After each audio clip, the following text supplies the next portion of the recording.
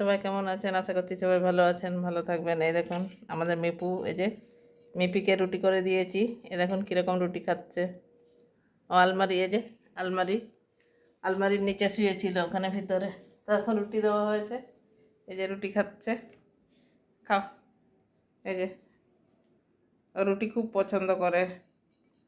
এই যে দেখুন কীভাবে রুটি খাচ্ছে, গরম গরম রুটি করে দেওয়া হয়েছে, রুটি খাচ্ছে। রুটি, ভাত, মুড়ি, এই কটা জিনিস খুব পছন্দ করে।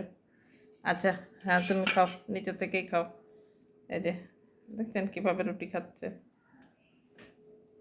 ওই রুটিটা সব খেয়ে শেষ করে দেবে।